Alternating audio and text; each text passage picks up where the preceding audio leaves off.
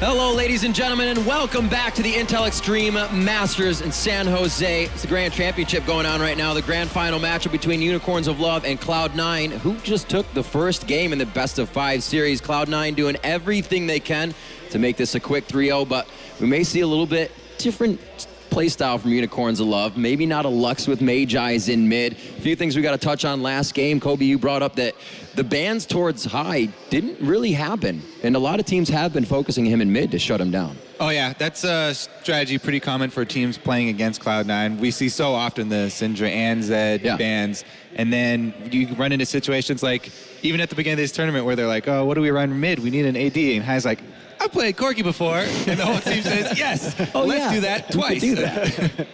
And if you don't have him on the AD, Sneaky again going off. We heard the guys on the caster desk saying just the stats from game to game are astronomical. He's got numbers through the roof, and he's able to put it up in games where he's down as well. Controlling everything. We saw him Valkyring into team fights when he had we didn't even see before because he was just rushing in headstrong. And you'd see as soon as he landed, great positioning, great control. That's taken away with Corki first pick. Looking at those bans, do we actually have anything towards high?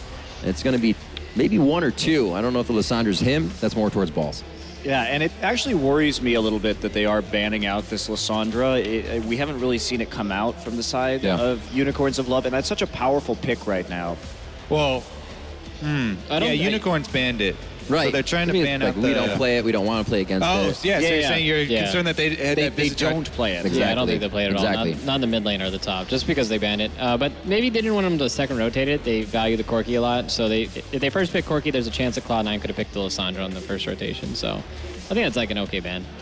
And I love what they're doing right now, too. They take away the Aurelia, they take away the Gnar. Now, on their first round of the draft, they take away the Maokai as well. They're really trying to push Vizicachi to his limits right here. It's going to be the Poppy, though. Didn't they play a Poppy into Maokai in their game to get into the LCS? Yeah, he didn't do great in that game. Versus Millennium. So he wasn't the star, but they did win and get in the LCS. Dun, dun, dun.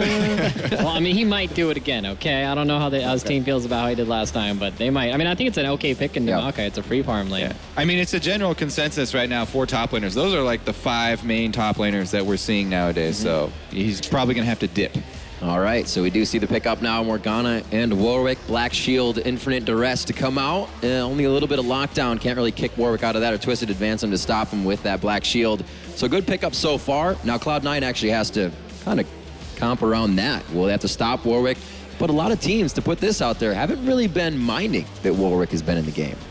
Yeah, I think it's real. I actually think Cloud9's happy with that. They want to see the Warwick because it's a champion that's not really aggressive pre-6. And it's just going to allow Meteos to do the exact same thing he did last game, where he's just going to get the deep vision in, he's just going to pressure the lanes. And if he can get enough work done in the early game before Warwick hits 6, then I think Cloud9 will have smooth sailing. Yeah, I would be really nervous about running that Warwick against Cloud9, considering that they shut down Shook pretty decently against their series against Alliance. They handled Infinite Duress really well. They played around it, and it just wasn't very effective. Yeah, and balls up this time on Maokai. He won't have to worry about getting, locked down and not being able to use any of his abilities. The Infinite Duress target is pretty much Sneaky at this point. Or even Janna. Now he's got so many ways. They have so many ways to sort of knock Warwick off of his target. It's going to be really difficult, especially with how cheap the Quicksilver Sash is. Pop and lock in, gets hit up at the 5th pick over here for Unicorns of Love. The LeBlanc holding now for Power of Evil. We'll probably see him lock that in. It has been very strong. Actually, it is locked in. Has been very strong for him just on the screen. It looks different. And now we'll see the pickup coming for Lemonation. He's going to round out the team with here for High. Looking for something in the mid lane. We've seen a lot of Fizz. We saw his talent hover, but we haven't seen the talent come out of it just yet. I definitely want to see something where High can score a kill early with Lisa and help, because that's probably where they would want to focus. Like, getting Maokai ahead top lane doesn't really have the same effect. If Meteos can control that mid lane with High and keep down basically the whole point of power for the whole team, which is their mid laner. One thing I want to point out, Syndra is still up. It's a really good pick against LeBlanc. It's a counter pick. But the problem with that Poppy is just going to be beelining for you to kill you in team fight. So I think they might want to go with something more mobile, maybe a Fizz. But Fizz is a little dangerous to play into the Warwick. Or something with a shield. Looks like we will get the safety of Orianna once again. And that is locked in for Cloud9. We'll see what they can continue to do with this composition, the Corki to be switched around. So we will see the Poppy in the game. It should be quite interesting. I saw D-Man throw his hands in the air, so I know he's excited to see it. And we are going to be back after this short break. We're going into our second game in this best of 5 here, Cloud9 versus Unicorns of Love. We'll be right back from San Jose Intel Extreme Masters.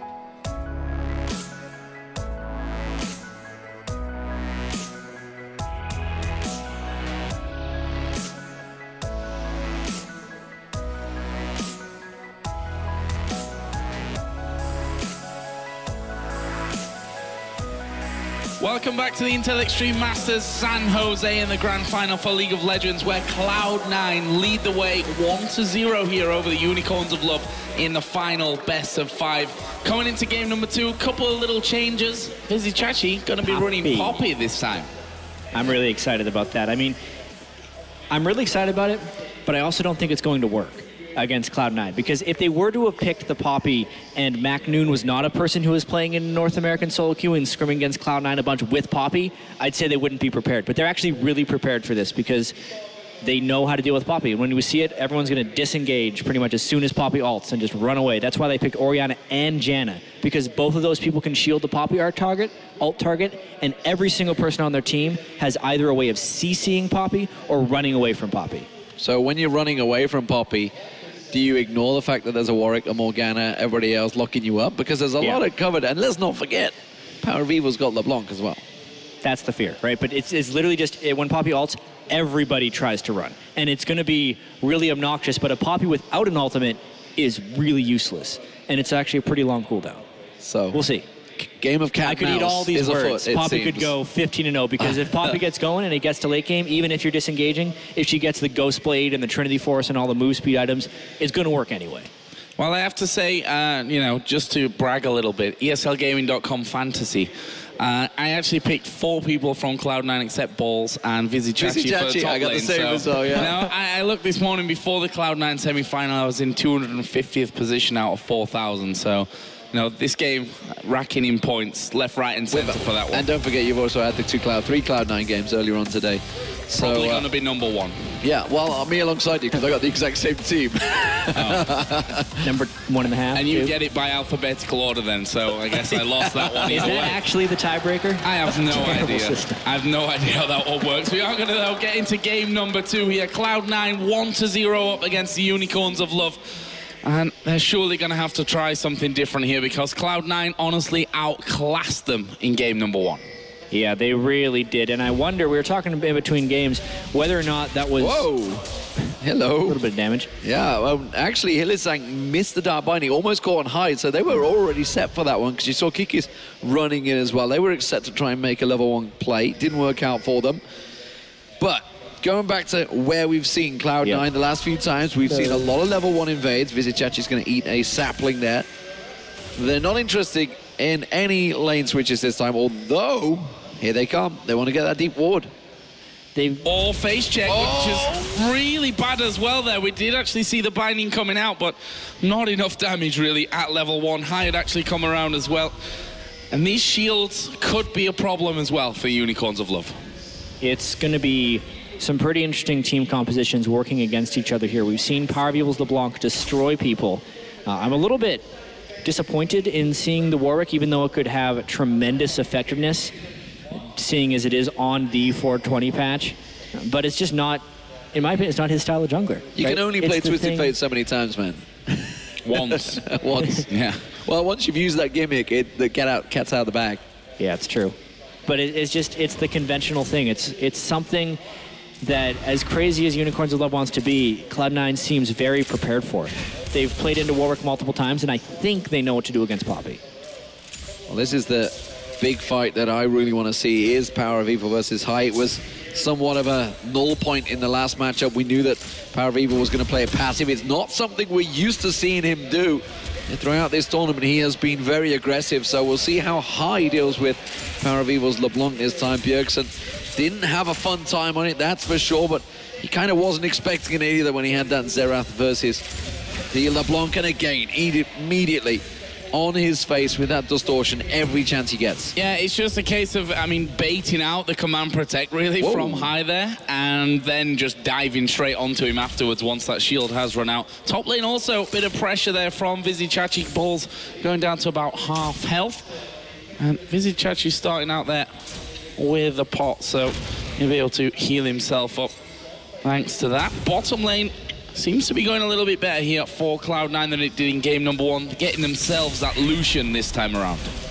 Yeah, we'll see how this one works out. Level 2 both being hit at the same time, it seems, and Sneaky played fantastically well. Top lane, I was about to say, how does this work out? A Poppy versus a Maokai, but if a Lee Sin gets involved, it may well not go very well for Vizichachi. It looks like he can just walk away to the tower. The sapling will hit it. Not enough damage there, but that is a sign of things to come, I think, for Cloud9. Looks like Medius wants to spend some quality time with balls in the top lane. And he really wanted to give him some breathing room more than anything else, just because Poppy was right up in his stuff right there. A lot of early harass, and the minion wave was pushing against him, so if he would have gone past the midway point, he actually would have been in danger of dying to Poppy, but now that they got that gank off, it's not so dangerous. That was Power of Evil going super low, actually getting his passive pop there, and it looks like a recall will actually be forced. Meanwhile, Vardag's in this bottom lane also falling low. Sneaky getting every chance he can get to get that double tap onto him and just work away on those health points. Meanwhile, High with that damage, forcing, as I said, Power Evil off, will be able to build himself up. Not only a decent CS lead, but throw almost an entire wave there right into the tower to go to waste. Yeah, that works well, and also we see the second Doran's ring coming out from Power of Evil, so he did not go back when he planned. It does mean that actually second Doran's ring coming out of High, so he's not going to be rushing into Morellonomicon either. They're going to hopefully get that little extra hit points. I think that's what it's about. Yeah. We've seen a lot of level 6 assassinations out of Power of Evil, and High had some pretty solid shockwaves in the past game. It's just burst protection. Since these guys are most likely going to be doing the Morellonomicon anyway, that doesn't have magic resist, it's almost necessitated, in my opinion, that they get a little extra health, and that's what the double thorns can be used for. So bottom lane, you see how far back Vardag's actually sitting here. I don't want to get knocked up by Lemon Nation. I see Sneaky managing to hit him almost every single time, despite him sitting so far back on this one.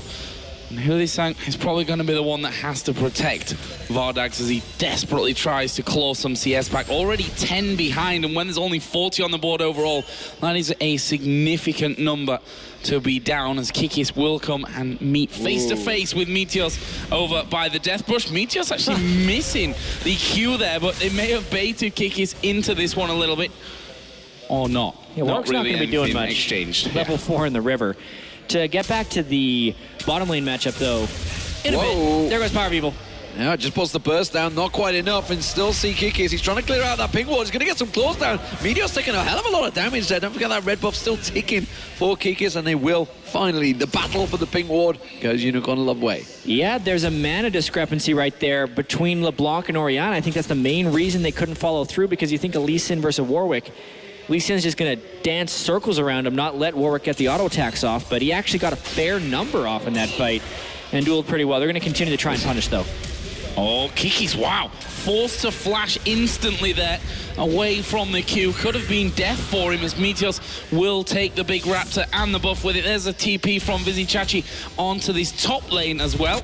We'll be going straight in for that Sheen first of all. Meanwhile, bottom lane, of course, was recalled there by Vardags and will be getting the workings of his Phage. Still sat almost 10 CS behind that of Sneaky, who's still yet to go home. And if we remember game one, it was actually Vardags who was fairly far ahead of Sneaky in the laning phase, but then the game really transitioned to Sneaky's favor because Sneaky's Corki knew everything about team fights. He was valking in exactly at the right moment, dodging pretty much anything he wanted with Flash, and just played immaculately on top of that. That's when Vardags fell off. So if Sneaky is winning the lane again this time, we have to wonder, is it because of Lucian, or is he just on another level right now and going to take over team fights? Well, we saw double Doran's rings from the mid laners. Didn't expect it to come out from Balzo, so he himself is trying to stack some hit points in that top there. It's going to delay his Rod of Ages for a little while, assuming that's where he's going to go with that Ruby Crystal that's on there. Expecting a bit of damage to come out of Vizichachi. They have hit level 6, but obviously Vizichachi's ultimate's going to give him a damage bonus if he locks in onto balls and tries a one-on-one. How does this duel go? Because it's been a long time outside of the LCS expansion tournament. Obviously, Macnoon suddenly bringing it back to popularity, it's safe to say. We've seen this Poppy in his top lane. How do we see it working out against the Maokai right now? As you can see, actually, that's pretty good for balls. Listen, finding information on Poppy, unless you're talking to a Poppy player, is hard. Yeah. When a lot of people ask me, hey, is Poppy good? I'll basically be like, I hope not. Because she's a really confusing champion to actually understand the damage trade-offs against her. Against Maokai, she's actually very strong because Maokai, even if she can get Poppy low, has a lot of trouble killing her. Oh, power of evil there, saving that distortion. Actually, Meteos now will find himself behind enemy lines, and he will also have to flash away. So, flash for flash. You might say that favors Cloud9, though, with the mobility of Lee Sin as well. Although, well, it's up against a LeBlanc, who's not exactly the less mobile champion. Whoa, infinite duress on high in the mid lane. You can see, but Kikis has gone way too deep on that. Teleport was even cancelled because it wasn't needed. Don't think he was quite expecting that many people in the mid. Cloud9 was, that's for sure. Yeah. Because they knew Kikis was about to hit level 5. Or sorry, level 6. Meteos was 6. They knew Kikis had been farming for a while. They're like, as soon as he's 6, he's going to try and capitalize right away. What else is he going to do? Lemon had the window to roam up in the mid lane. He was in the area just in case. As soon as the ult hit, he flashed in for the extra shield and just made it so Kikis was completely ineffective. Could be double buff control here as well. Double blue buff control, I should specify on that one after Meteos takes a buff for himself. And you can see on the minimap there that it's respawned on Cloud9's side of the map as well. Hulisang, maybe the one that goes up there to put a ward down and see what they can actually do. Actually, we'll land a binding here onto Sneaky, but his AD carries kind of occupied right now, trying to claw some of this CS deficit back underneath his own turret as Meteos goes low there in the jungle. Not going to die to it, though. That'll be some real broken shard stuff. It's been a while since he's shopped as well, so he's going to be able to get pretty powerful. I wonder if he can finish his warrior enchantment this early in the game. He actually can, so that is a really big damage Lee Sin that can come out. If he lands a spell on the Warwick, he can basically solo him. Wasn't it actually changed in 420 that if you die to a jungle camp, you don't lose your buff? Really? Yeah, you don't. You don't lose them anymore. How would you know that? Because it's in the patch notes. Yeah. All right, then. He would have been fine. I think I'm right on that. I'm looking for Kobe to, give me a nod. Yeah, thumbs up. Thumbs up from Kobe. Yeah. That's a good thing, man. That's all good. As long as Kobe's safe. So, well, Cloud9 at the moment, they have pretty much read Unicorns a lot like a book. They know what is coming, and this time around, without a flash on either Meteos or Power of Evil, it's looking like to try and set something up. Of course, he can just distortion away. Sneaky coming out worse off in a seeming duel down the bottom lane right there. Vizichachi still looking to put some damage back down onto balls. He does manage to get that slam on towards him. Power of Evil, without the blue buff, is going to cause him problems. And oh, hello, this is Cloud9 making a move. Are they going to? Oh, they're going to clear a pink. That's not what they want to do. And they're going to continue on down towards the bottom. Already the bottom lane. They need to respond. They're not moving. They know where they are. They just saw them clear the pink ward, and Power of Evil was in range. Unless they're daring them to come in. They have a teleport on Vizichachi. They know they have a TP advantage, so they could have a 3v4 on a turret with Morgalt, and that dissuades Cloud9 enough to decide against the dive. Well, they've gone completely away from that one. Wow, flash instantly from Balls there with Kikis just moving out of the brush. Didn't want to even risk that one at this point, playing it very safe. But listen, Cloud9 understands Warwick. He knows if he gets ulted right there, he is dead. So the instant he saw him, he knew he had no backup. He's not going to have a Janna flashing in to shield him this time. So he just gives up his flash because Warwick was in the area. They know they have to respect it. Well, they do know that Meteos is now coming towards them. Pink ward was put down on the bottom tri-bush. That will get cleared out. Hillitsang will not be able to protect that one. Roaming down the river, though, is going to be Power of Evil. He gets instantly spotted out. We do have Kikis nearby as well, so it is a little setup. Infinite Duress going down on high. Is it going to be enough? The chains will come up. Shockwave pulls it back. Is he going to get away from it? The support is coming in. Kikis is going to take too much tower damage. Lemonation comes out. Oh, no. And Meteos pops the 2 perfectly. Such a good kick there that will land and clean themselves up and get him the blue buff. That did not go well for Unicorns of Love whatsoever. High took an incredibly long time to kill with the Orianna, hence the shield, and then just such a great shockwave to have them so low by the time they were actually going to finish him off. I feel like this is just Cloud9's strat coming into this event. Let's just give these teams Warwick because no one expects to get Warwick. And it's not like they're going to be masters of playing him. Here with Kikis and Power of Evil, their mindset is, yeah, every time we have a Warwick ult, we get a kill.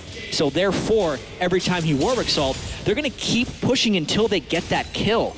And Cloud9 knows the right ways to delay it long enough, they can turn stuff around. Now Meteos is head and shoulders above the rest of the game, 3-0 on Lee Sin, and Cloud9 has control. Yeah, Chalice there as well from high, which is something that a lot of players have been shying away from.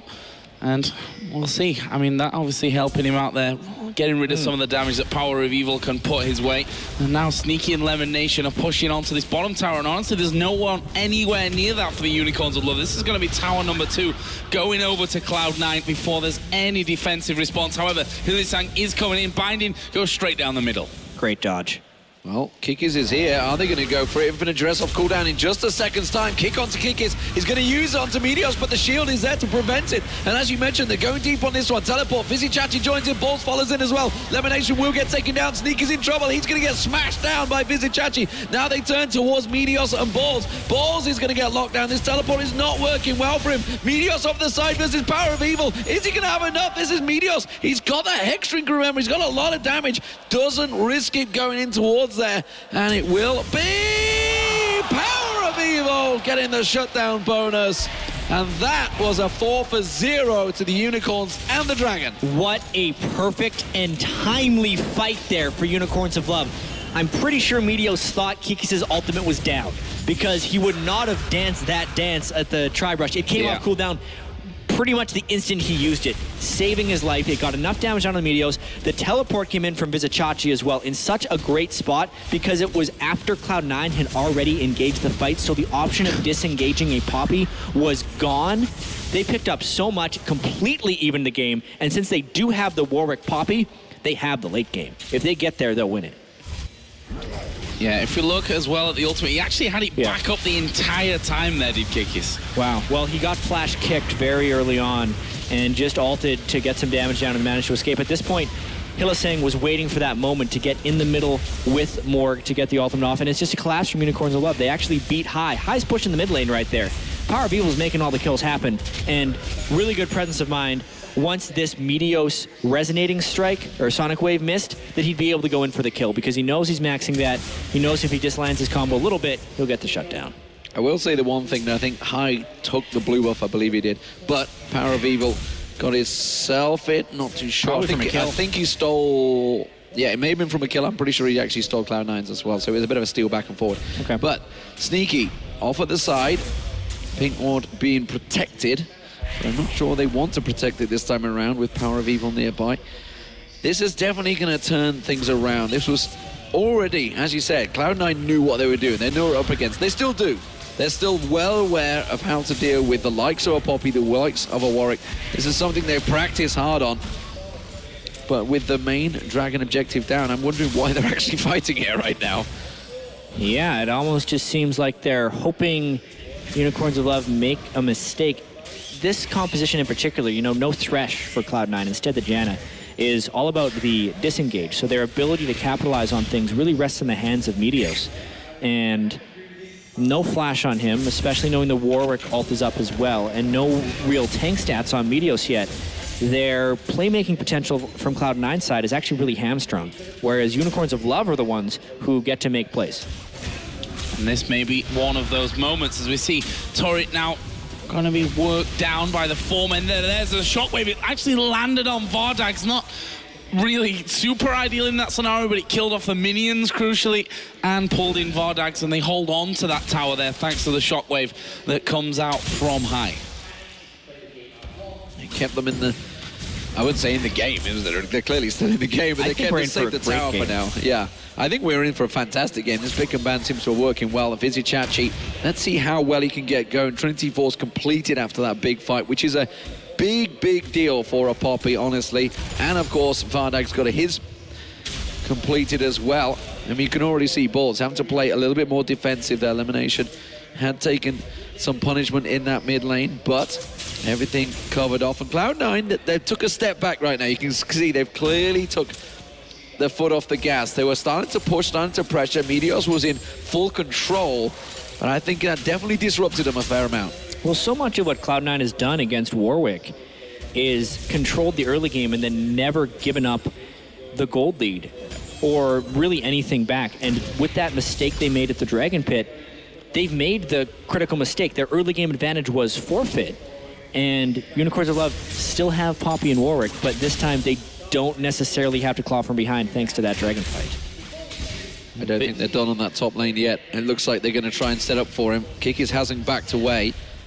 And it looks like they're going the for ultimate. Vizicachi going to come in from around the side. Balls will get his ulti running, and that will be enough to actually ward them off here. So not quite able to finish off. Rod of Ages obviously offering a lot of tankiness. Lemon Nation had actually moved up from the middle lane as well to try and assist, or be there to assist if that had gone even further. We are going to see Shockwave bringing in Hurlysang, and there it's followed up by Sneaky with the culling. Minions actually knocking a lot, or taking a lot of that damage away. Vizicachi and Kikis came down as well, and in the end we see ultimates from Cloud9 mostly there really burn. Really interesting interaction there. It's almost like Power of Evil outplayed Hylissang, and that's why they lost that, because he baited the shockwave just right on high. He knew he was going to counter that way, and he juked out. But Hylissang was like, all right, LeBlanc's going in, let's go, and nearly died himself, had to burn his flash and exhaust just to get away. Oh, well, there's a pause, and it's not looking like it's definitely not Unicorns of Love, because they're like, huh? Why are we paused?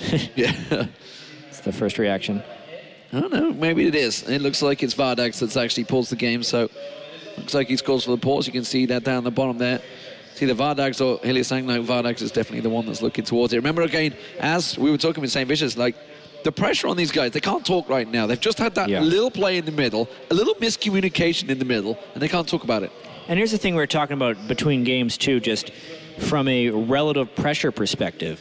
These guys were playing with absolutely nothing to lose yesterday against Team Solomid, and they looked so good. But they get their first dash of a bunch of fame. I know the Reddit threads were like crazy. Power of Evil gained thousands and thousands and thousands of Twitter followers basically overnight. And suddenly these guys have expectations to live up to. Oh, we have to pick crazy stuff and succeed. Oh, we just crushed TSM. We better win this thing for Europe, right? And everyone's, they're the next Cloud9, all these things.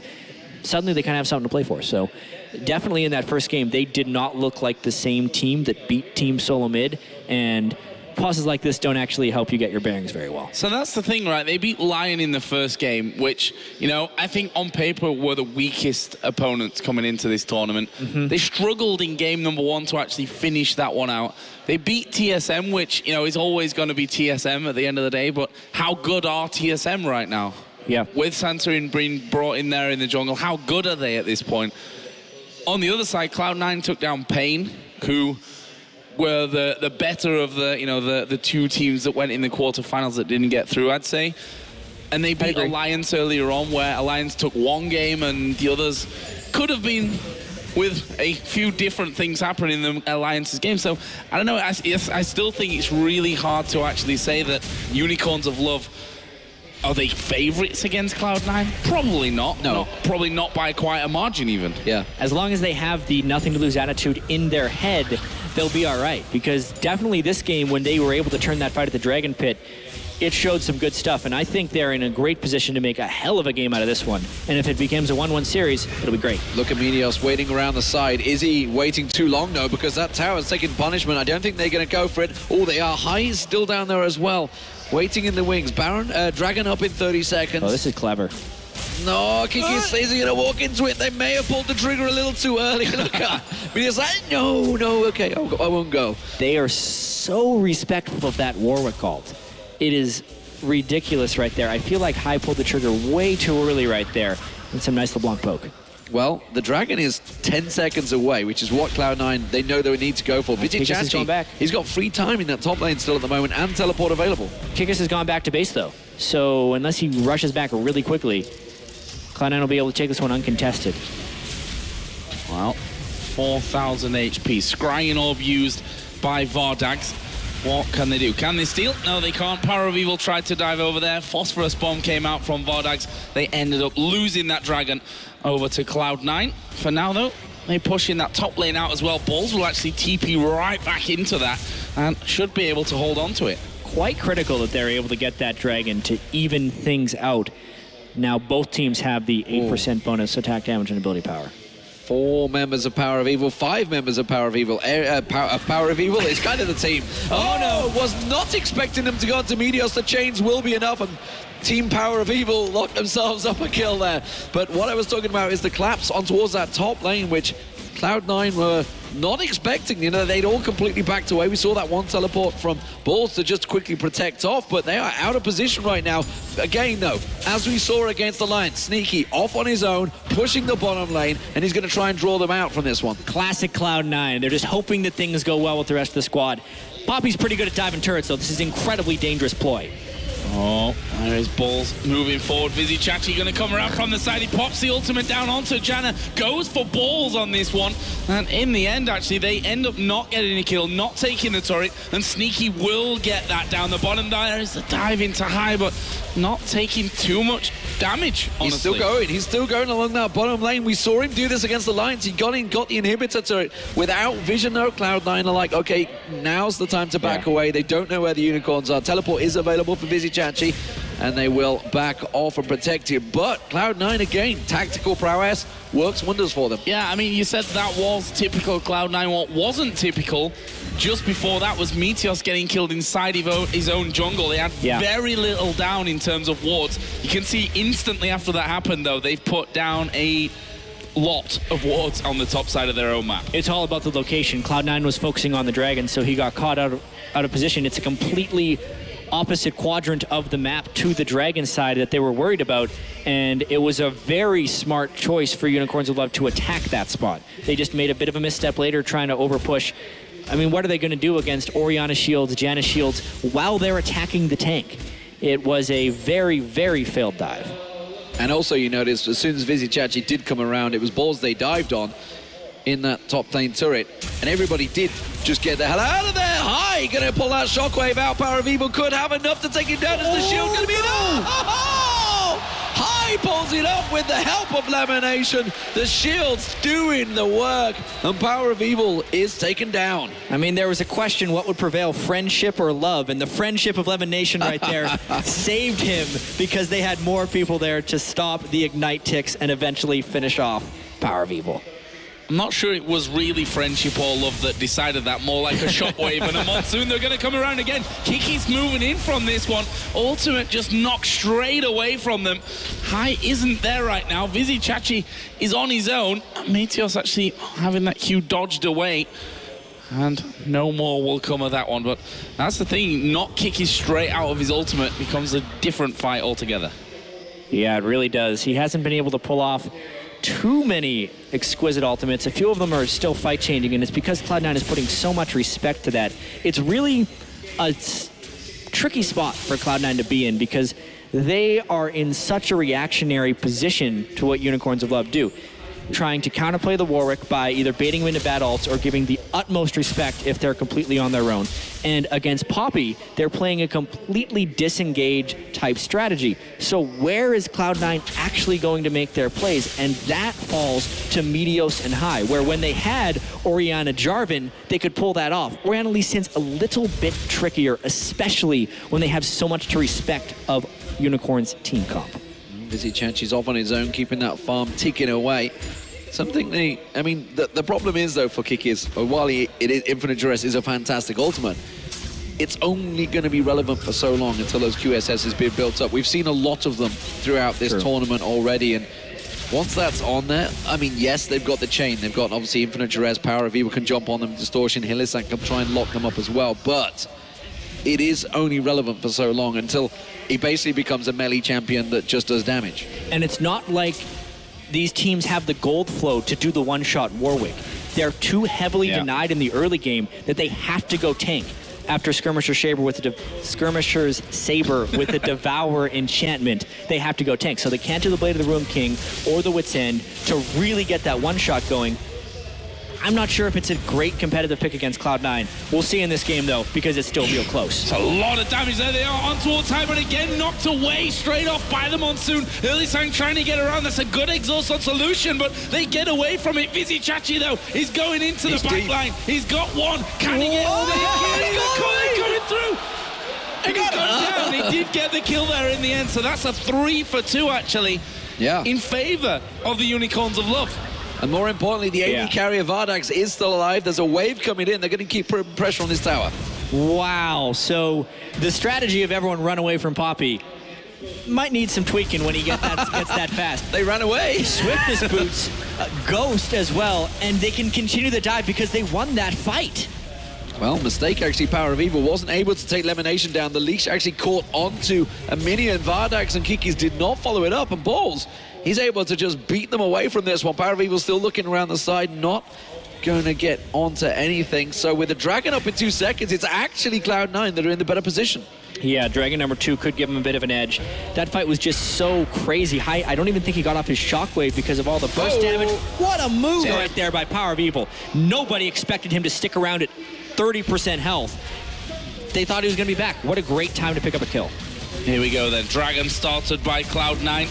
Where is the jungler? He's nowhere near because he's only just coming back into this one. And there is the Dragon going down for Cloud9. Their second of this game.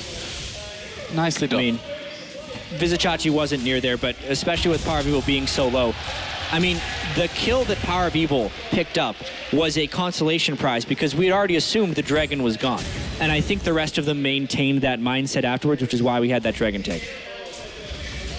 So yeah, this last fight was a flash ult by Kikis, and High was so worried about just running away. Really nice of ViziChachi to use his ultimate on High. Unfortunate High didn't quite realize that, otherwise he could have shockwaved him away if he placed it just right. But it's just the speed with the Distortion, Boots of Swiftness, and the Ghost to get on top of a very kitey Sneaky. And that's the problem they may have. Yes, they stopped Kikis getting a full channel of his ultimate off, but they use a lot of CC to do that, and that means that ViziChachi, in theory, can just go running on, especially with the swiftness to stop the rest of the CC, which is mostly slow-based then. Yeah, the theory of how you play against Poppy, I still feel like is sound, but it is counter to the theory of how you stop the Warwick right now, because it's so much assassination potential on one person, and Cloud9 is built to be able to deny an assassination on one person, but then Unicorns of Love just gets to do it again when ViziChachi comes flying in with his move speed and Poppy. One thing they are doing for sure is ViziChachi is getting farmed. He's down the bottom again. He was up the top a moment ago, and he's continuing to clear those waves. Wave after wave after wave, crashing lungs to towers, and he will do a hell of a lot of damage if he's given free time on a tower, so they have to deal with him every time he's pushing this up. You can see they're all backing away. All of those wards, actually, that Cloud9 had placed in the jungle in preparation to start putting pressure of their own onto Unicorns of Love, is kind of being counterintuitive right now, because Unicorns of Love are pushing back once again with 4 members in the mid and ViziChachi down the bottom, but I'm not sure anyone wants to deal with him right now. I don't know if anyone can deal with him right now unless they bring a whole bunch of friendship, and I mean, Balls gets well stunned. There goes half his health. Oh, but he's got high with him.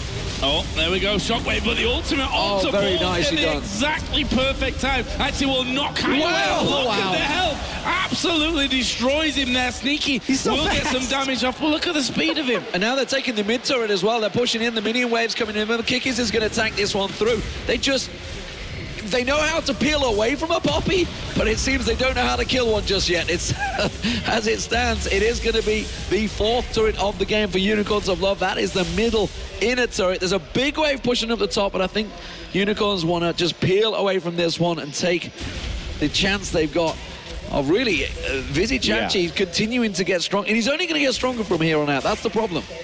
And it's a big one. It is a really big problem for Cloud9. They got to be wrapping their brains around how could they adapt to this one. Monty was talking about it earlier on the analyst desk. Why he loves watching Cloud9, though, is because any situation, whether it be unforeseen, whether they've experienced it before, they seem to usually have an answer of at least a decent percentage play, because things are actually starting to look pretty grim for them right now, knowing the power of the Warwick LeBlanc assassination, but more importantly, knowing the fact that they tried to just 1v3 a Poppy and nearly killed 2 of them their own. So what are they going to do? I'm actually not sure here. Well, he's down the bottom again, pushing in, and it seems that Baron is the answer. Ignore him, go for Baron. Well, there we go. They've got a TP. Yeah. The question is, do they spot this in time? There's the TP, look, on the top side, onto that pink ward. Cloud9 won't actually spot this one. Are they going to be quick enough? They do manage to get Baron, but will they get out of the pit alive here? They're going to have to just jump over the wall. There's 4 out of 5 of them have flashes. Across the board, you can see Kikis and Power of Evil have moved to the backside. There's a dive in from LeBlanc. A lot of damage across the board. Oh, the Shockwave will be pretty much whiffed there. Kikis does go down. Power of Evil jumping in. Hulisang says, thank you very much. But they all jump over the back. Perfectly timed. They lose Balls, but it's in exchange for a kill and the Baron. Power of Evil gets the leash. They're not done yet. They're going to keep on chasing. As you mentioned, all flashes are now down. Can Power of Evil clean up anyone? Oh, Dark Binding lands on Meteos. That's going to be an easy pickup. They're going to come around, or is it? Tries to get away. He's not all good yet. He gets out of there. Meteos, how did they not close him down? I think everyone just expected him to die, and instead he gets out clean. Sneaky did get picked off while we were watching the top lane by Vizzy Chachi. But nonetheless, Cloud9 now have Baron. That was still just an insane move by Cloud9. Knowing that they had 4 flashes and the only one who couldn't escape was the Maokai, but more importantly, the patience to not flash back immediately, because that's what Unicorns of Love was expecting, and therefore they put some flanks behind the pit. They instead waited for Unicorns of Love to try and get them in the pit and then escaped out the back. Yes, they still lost 2, but they got 1 in return. They have the Baron, they can press with some empowered minions, and they've at least kept themselves in this game. That's why you've got to hate Poppy. Constant chasing pressure. And because of a horrible little yodel face, but that's another, issue completely. And Vizzy Chachi 5-1-2, Brutalizer added in. Obviously, Blade of the Ruin King just adds to the speed that he has before. And he's again on the bottom lane. Maybe if they send 4 this time. They're sending 4 this time. They got a couple of Baron buffs, so that's how they're going to deal with the Poppy this time around. Can they clamp him quick enough, though? He's a quick little bugger, and he's just going to run straight away. She. Well, Vizzy Chachi. I mean, yeah. Dragon up in 4 seconds, though. That's what they want. That would be their third stack, and that is how they deal with it. Vizzy Chachi running away from this one. Look at this, though. He's running into the arms of Meteos, who kicks straight in there. Ultimate will get used. Will he be able to run away from it? Instead, he's going to try and turn the damage around while the rest of his team take Dragon. Look, they're on Dragon. What a play right there. And they still burn so much, but the Dragon is done for. Vizzy Chachi finally goes down. This could be a bit of a base race. Well, Unicorns of Love, they're pretty good at these base races. We've already seen it already. The question is, it's a tricky one. What's going to happen? There's an added element to this one. There's a Baron buff on Lemon Nation, so if he gets empowered minions, it makes it much harder to push. And the Janus shield's coming through. I don't think they're going to win this one. They have to get back. Balls has come through. Power of Evil getting locked up there, taking a lot of turret damage as well. Will he go down? No, he got the shield, which certainly helped out. Meanwhile, on the bottom lane, Cloud9 are going to push them back. The bottom lane is still being pushed. Sneaky and Meteos will get get the inhibitor turret. They're going to get the inhibit itself. We are seeing Power of Evil recalling. No, he's actually cancelled the recall, so that inhibitor goes down. No real problem, and now Power of Evil will be chased through the enemy jungle. High will be able to speed himself up a couple of times, and Meteos and Sneaky coming back through the bottom of the UOL jungle. Now we'll meet 3 men. Meteos going to go deep. Kicks Vodax. He gets him over the top of the wall as well. Kiki's trying to get in there. Meteos safeguard onto Sneaky. They might lose both of these. The rest of the team finally comes around. Sneaky's still alive. Shockwave goes down. Meteos is in there as well. Vizichachi finally joins in. He's put the ultimate on Janna. Can they now clean things up? He's super low and will surely go down once the ultimate actually runs off. There is a twisted advance, and Vizichachi goes down. That's a 3 for 2. Inhibitor is down, don't forget. The fight just keeps going. Power of Evil goes in again. Oh, he misses the leash, misses the double leash with his ultimate, and the mid turret's now going to go down as well. There's the dark binding from Hylissang, nothing to follow it up though. So Cloud9 picking up everything. Oh, Power of Evil locked up. High's going to go through, has no mana left, but it doesn't matter because Balls is there, and they're just cleaning up. High locked off just outside of tower range, and Cloud9, honestly, their tactical play has constantly impressed throughout the Worlds, and once again here in the Intel Extreme Masters San Jose final. What a great control of chaos they have as a team. Everything is going in every different direction. They start winning the base race, but it was so much more than that. The fight spanned pretty much the entire map, and they did come out on top. You look at the stats at the end of the day, the inhibitor is down. Poppy was not a monstrous factor. They can regain some control with wards because now Unicorns of Love is trapped a little bit in that bottom lane, and they've bought themselves a second lease on life, basically. I would say there is a Yomu's Ghostblade being picked up by Vizichachi, so Poppy's not done yet, but again, they're going to go strengthening numbers, try and collapse on him. Warwick did just go back, and this is something that can put damage down on him. It's Sneaky. Good Howling Gale just interrupts it. Elimination, the ultimate use on Power of Evil comes in support. This time around, Vizichachi realizes, I should probably back away from this fight. Great job. Lemonation instantly knew that he'd been ulted and started to peel. He still have his ultimate off if he needed more for that type of peel, and they're actually starting to take control. It's a game of windows now. With Poppy ultimate down, Cloud9 can try and make a power play. Windows 10. The window. What are you talking about? Window. There's a window of opportunity. He's talking about a different kind of windows.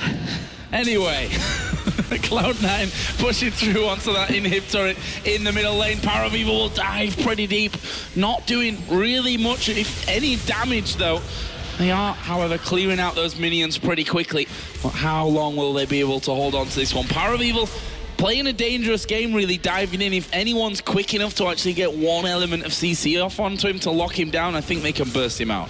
Well, the Baron buff is down at the moment, so Cloud9, while they've had a lot of control, they need to be a little cautious in this because it may have given them a little bit of a false confidence. They are dealing with super minions on the bottom lane, but they could easily lock up still. Infinite Duress still available. Power of Evil getting the poke in there. That's a deep dive from Balls, but he's locked him up and taken him down, and that is a big, big problem. Balls is going to get focused on by Vizichachi. Vodax is taken down. Cloud9 could just run through the base with the 2 AD carries down. Well, Vizichachi does have his ultimate back up right now, and it is so hard to push against the Poppy inhibitor going down, but I don't know how much more they can get. They're going to try for something. Well, super minions are all in there. The Nexus turrets are already falling here, which is pretty bad for the Unicorns of Love. Vizichachi may give it one last try here to hold on to this game, but he will be held out of the fight for quite a while. His ultimate will run away, and the minions, they need to push them through so they actually tank up these turrets. They'll start to move in there. Second Nexus turret will be finished off here. 5 seconds for Power of Evil, 10 seconds still for Vodax. Nexus